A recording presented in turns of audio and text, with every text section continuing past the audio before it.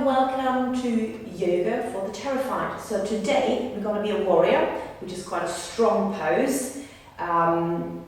Very difficult if you've never done it before, so we're going to try and find some easy versions. But first we're going to do a warm-up. Again, you can do that seated if you prefer. So I'm going to show really a standing up version. We're just going to articulate the spine to warm up nicely. I'm going to go sideways, feet nice and parallel, roughly underneath your hips. Standing nice and tall, soften the knees, keep your core engaged. And you're simply going to drop your chin to your chest and then rolling down towards the floor, one vertebra at a time, like a wheel running up and over, keeping those arms nice and relaxed, just hanging like plumb lines. And you can go as far as you like. Okay, once you've reached the end position, you can straighten the legs, so you've got a little warm up of your hamstrings. Then bend the knees a little bit lower than before. Peel your tummy in, or pull your tummy in, and rolling up. And then imagine as you roll up, there's a plumb line beside you. So you want to stack each of the vertebrae back up so that the ankles, the hips, the shoulders, and the earlobes are all in that plumb line. So if that works for you, keep rolling down the spine, standing up. If that's not working for you at all, you're going to come back to your chair, making sure you're sitting right forwards on your sitting bones, feet parallel, and you do exactly the same thing. So dropping chin to chest and rolling down one vertebra at a time. Now you might find on the chair, if you've got a lot of belly in the way, that you actually do want to have your legs a little bit wider so there's a bit more room. So if you think that's good for you, then your arms might be in the middle. Just try that. So you find the position that's the most comfortable for you. And just think about oiling the spine. Each vertebra is getting a workout. So what you actually are doing is increasing the space in between each vertebra, and your spine will be very thankful for that. So we're going to do a few more, so choose your options, seated or stood up. And don't forget to breathe, so I'm always breathing in to prepare. I'm going to start the movement as I exhale, because it makes it much easier to control my core. Nice and slow.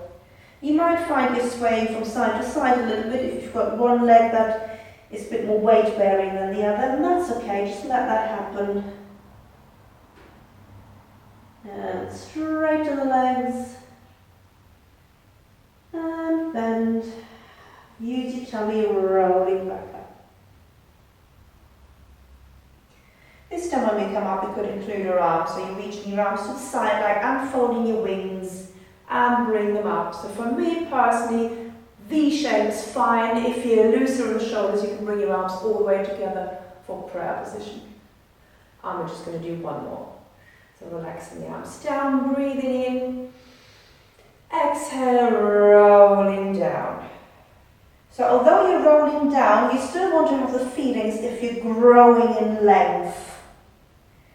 So with each roll, your spine is getting longer. There'll be more space in your hip sockets as well. Straightening legs, bending and rolling. Again, we're going to unfold those wings, making sure you're in the plumb lines, core is engaged, shoulders are down, unfold the wings. That's it. You might even float up on a rise. You might not, so don't worry about it, but I know some of you probably might.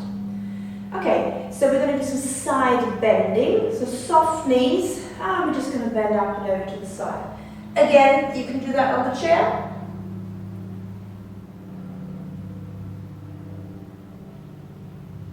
So what you want to visualize, that you have your back against the surface, like for example, I'm going to go to the mirror here. So when I'm bending, think your back is a windscreen wiper, and it's wiping the windscreen thoroughly. What's usually happening is stood up, becoming further forward, so you really want to be totally upright and just bend up and over to the side. It's actually good to sort of try it out against the door or something.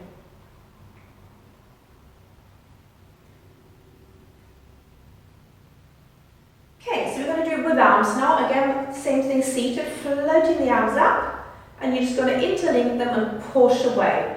Now in this position the shoulders usually come up, so let's just let them come up and then push them down as much as you can. That's quite a strenuous position for me because I'm very tight on the shoulders, so if you're the same, you might choose to just put your hands on top of your head. Yeah, so we want to get those shoulders down as much as possible.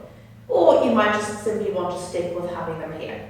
So take your options, and we're going to breathe in, and then you lengthen and then bend up and over. And recover. Breathing in, and exhale. So you see, every time you come back from your side stretch, you should be taller. So from stretching to the side, this side of the rib cage will be much longer now. So when I come up, I'm going to match them up so they're both the same length, but without raising the shoulders. Let's do a few more. Feel that stretch on the ribs and recover. We could add an extra breath there, so go to the side and then try breathing into that open, into that rib cage on that side. See if you can send all the breath in there. And recover, and just one more. Breathing into the top of the rib cage. And recover. Oh, I've got to take my arms down, that's really quite strenuous. Okay, a rotation. So, again, floating the arms up if you can, or here, or no arms. I'm going to keep mine there for now. And we simply imagine you are on a skewer, so the skewer is coming out of the center of your body, either end, and you've got to rotate. Now, we don't need to take this as strictly as we would be in Pilates, where we keep the hips forward. You can let your hips go around a little bit.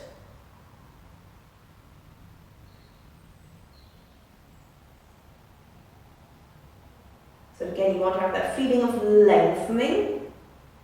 And if you look at this in an anatomical sense, there is not much rotation in the lower spine. So here, these vertebrae are really thick and they don't rotate very much.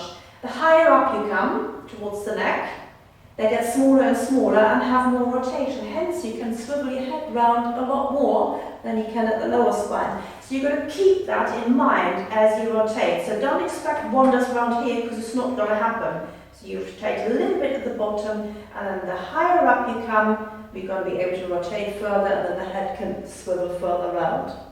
Okay, so we just try a few more. Again, seated version, absolutely fine.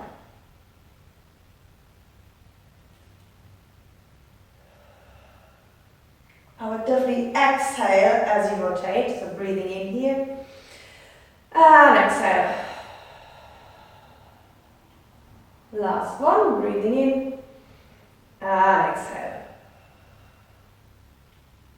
So we've warmed up all planes of movements. We've begun going forward, we've been going rotational, and we've been going side to side.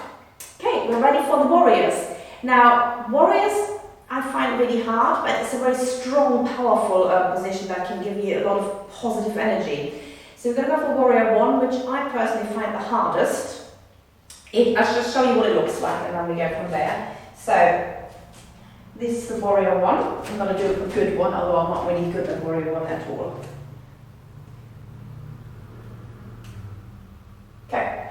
Now there's all sorts of things that obviously can go wrong with it. So I've got 2 mats here, simply so you can see the alignment better.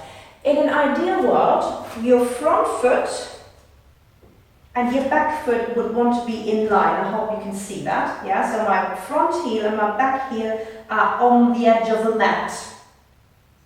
So the front foot is totally parallel, the other one's turned out 30%. I'm going to try this way around, so we're looking at the blue mat now. There. Okay? And then you would be bending the front knee. Now, that's a totally wobbly stance, so I certainly can't do that, and my hips won't let me do it, and my bum's going out. So I think for most beginners, this is a no-go zone. So what we're going to adjust is the width of the stance.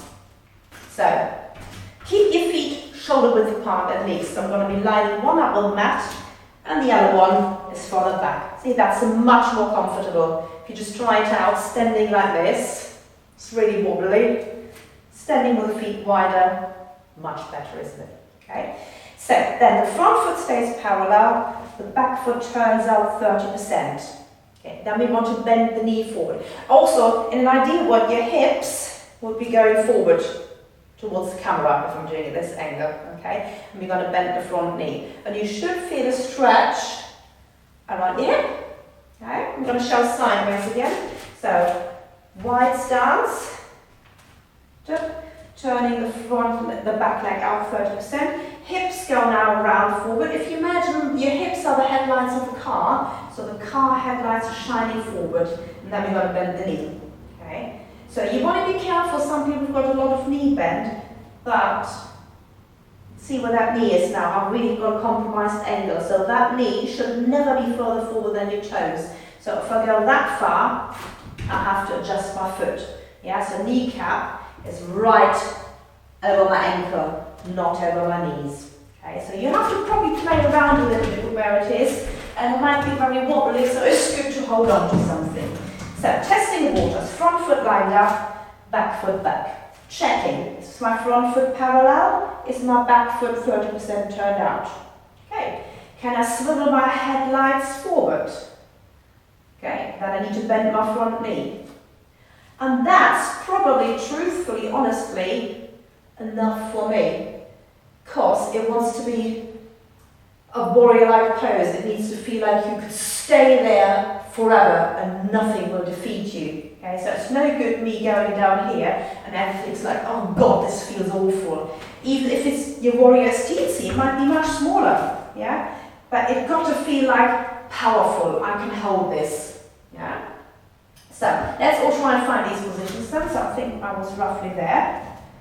So, good. Yeah.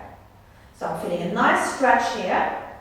I can engage my core, and then I can float my arms up. Again, I would stay with my arms in the V shape because of the tightness in the shoulders. Some of you might want to put the fingers of the hands together, or you can do the temple pose, which is just 2 fingers together. So we're having energy going down from the center of the body through the hip into the back heel, but you also want to try and lift your chest towards the sky. I'm probably not doing it right because my head's going too far back. I'm going to bring my arms there. So it's lifting that chest, shoulders down. There we go, there's your warrior one. And there's nothing wrong with holding on to something. Just doing it with one arm. Or no arms. It's a really hard position. We're going to do the other leg, shall we? Okay, so front foot nice and parallel, back foot train tracks width apart and 30%. Okay. Headlights forward. I know the hips will swivel that way. Headlights forward, bending the front knee. And you might find this side is much easier. This is my good side. Okay. Also what will happen, the back foot likes to roll in, so it's making sure that the little toe, the outside of the foot, stays right on the floor. So we're tucking under, feeling that stretch there, feel the energy going through the leg into the heel. It's quite a big stretch. All depends on your calves. I've got really tight calves, so this is murder. If you've got really long calves, that back bit is easier for you. Okay, I'm going to float one arm up. I'm going to lift my eye line towards the horizon, lifting the heart. There we go. And then if you feel comfortable, you can bend a little bit further forward, but not letting your bum come out. So it's all about the postural alignment. There we go. I'm going to show you once from the front. So one foot front, other one back. See we've got the distance. Hips forward to the camera. Energy from hip into heel, bending the knee, pushing forward, headlights forward, and I'm reaching up, lifting my heart towards the sky. There we go, warrior one. I know it's not very deep. If you see this on a normal photo, they're going to go much lower, but for me, this is plenty because I'm very tight in certain areas. Okay, so that's the warrior one, which I find personally is the hardest. Let's have a look at warrior two. So you want to have your legs wide. I like warrior two. And you're going to turn one foot out to the side. Okay, so for this one, the heel's got to keep in place. So again, by turning the foot out, your hip will swivel.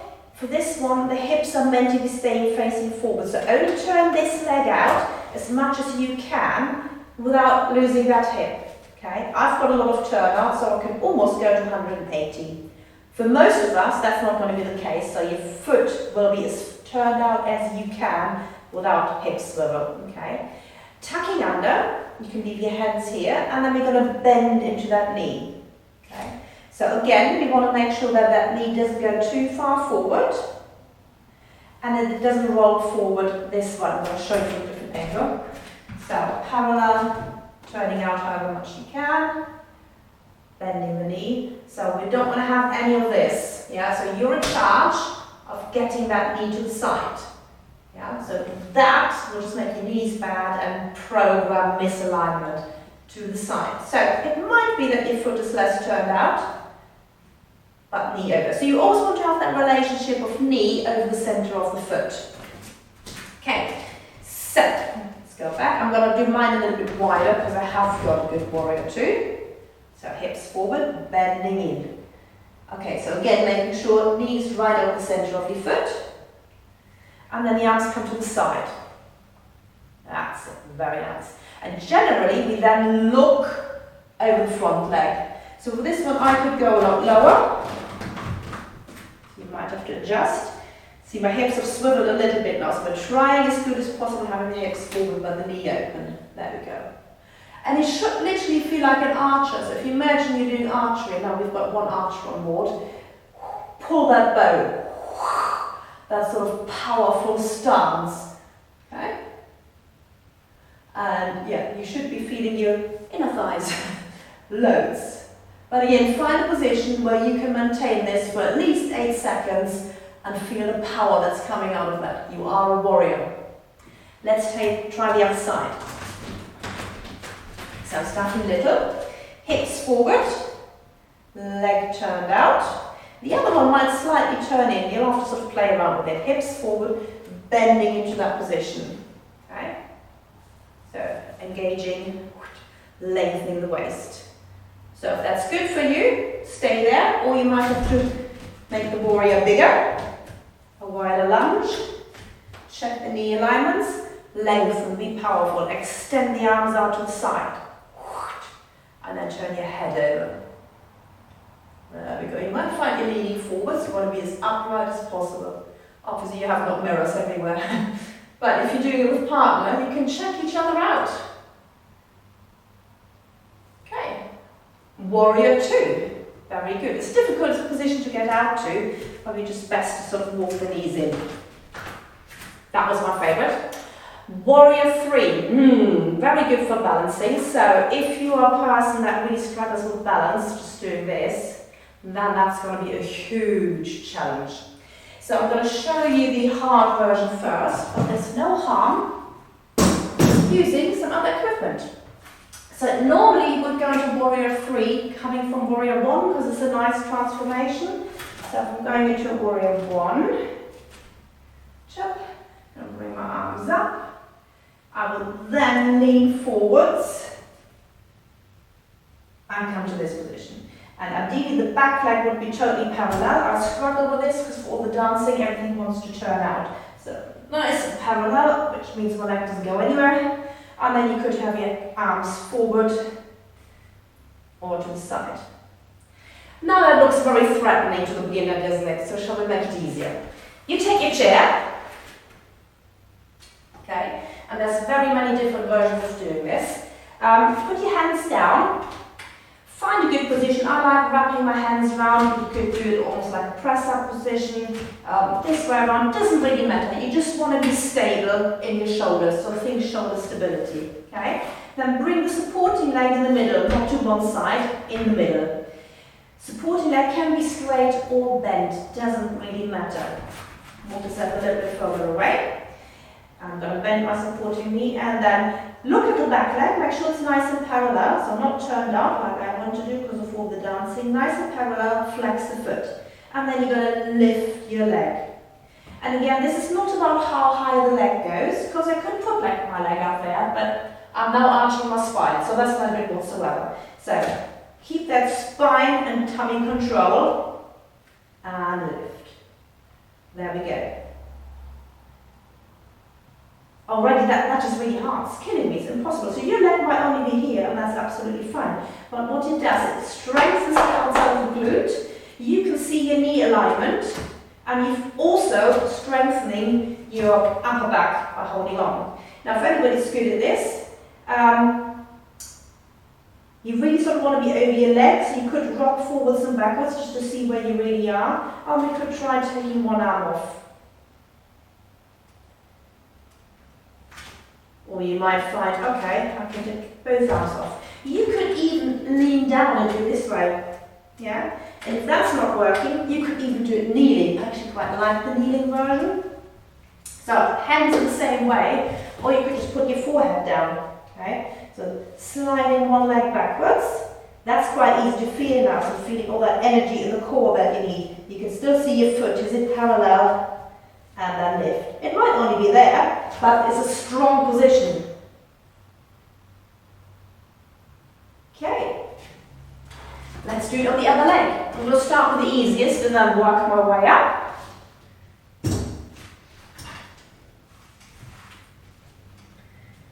Okay. Oh, somehow this side feels, you know when you've got a side and you feel, oh no, that side doesn't want to move at all. Okay, so it really doesn't want to do that. Okay. Just want to do it like this. Strong core and lift. There you go. That's your beginner version. Yeah, so, you know, it could even be in a box position. There's your beginner warrior. Beginner warrior 3. Don't know why my body doesn't like doing this at all. It's somehow not wanting to go to that left side. Okay, next version up. On the chair, softly, get the leg backwards, flex the foot, energize through the shoulders, energize through the core, and lift. It's happier here, strange isn't it? So again, you might see my hips want to open, down. So this time the headlights will be shining down to the floor. Could let go. Could try the other arm, makes it really hard. You could even have the arms here. Or you could have the chair the other way around, quite like that. So kitchen table, yeah, that's really good for the core. Or if you fancy the hardcore version, you go to your warrior 1.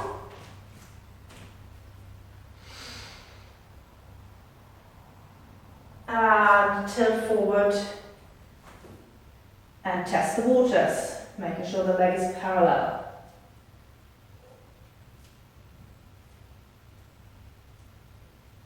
Okay, so your challenge is try warrior 1, 2 and 3 and then tell me which one's your favourite.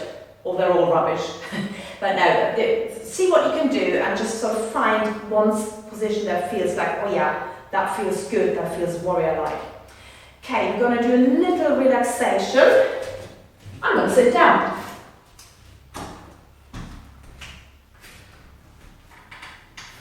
Okay, so feet forward. And you can place your hands just on your knees or on your tummy, whatever feels comfortable, let them hang. Or you can sit cross-legged on the floor.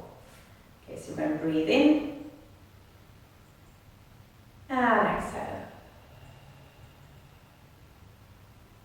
So I want you to count your breath.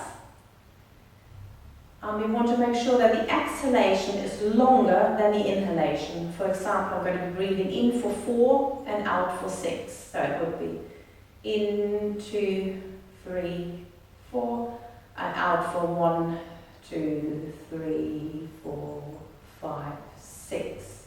Now I'm not going to count for you. I want you to find your own count because you might be counting faster or slower.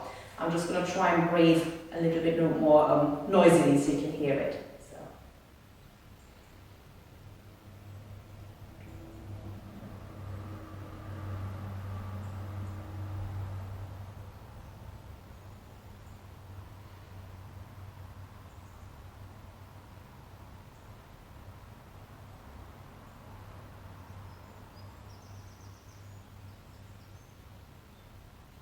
And again, you don't need to take a hugely big breath, just an ordinary one.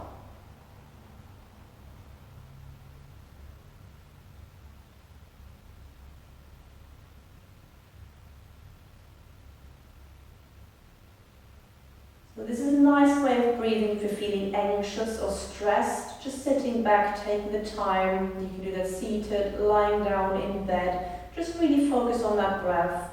Breathing in for 4 and out for 6, or any other number as long as the out breath is longer. Again, it doesn't have to be a huge breath, it's just sort of controlling it, and you probably wouldn't be breathing into your belly because that's nice and relaxing.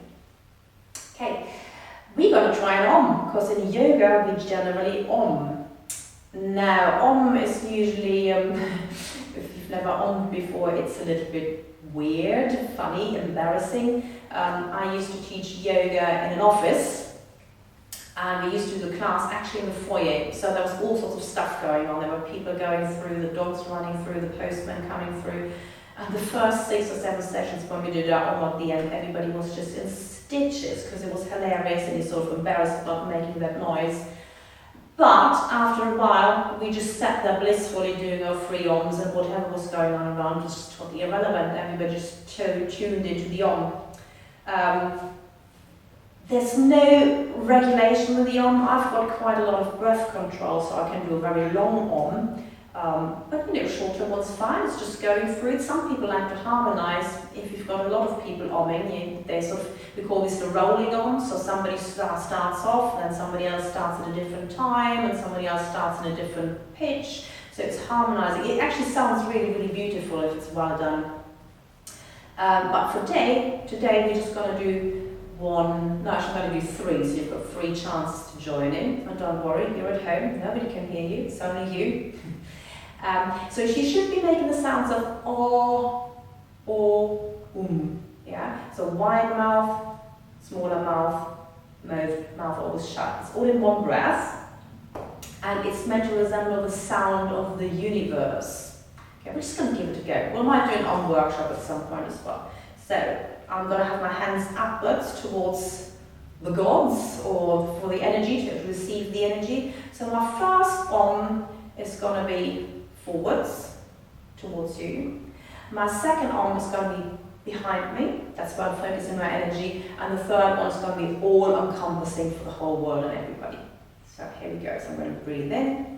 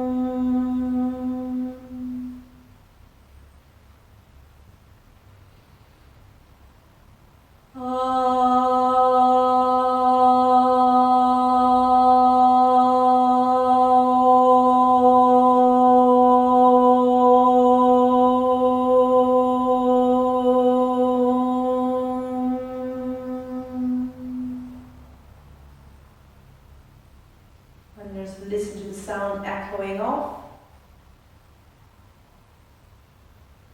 Don't know how you can hear it, but it's quite echoing here, so it's bouncing back from the walls, which is very nice. I can also hear the birds from outside, which is even nicer. And then gently let the eyes come undone. Place your hands here, and we say Namaste, which is have a nice day. So I hope the Oms didn't feel too weird, or maybe you just love the Oms, maybe you hated the warriors but love the Oms, then just Omming is good. Okay, so we'll see you for the next session when we do, I don't know what we're doing, but more interesting yoga stuff that you can do. See you soon.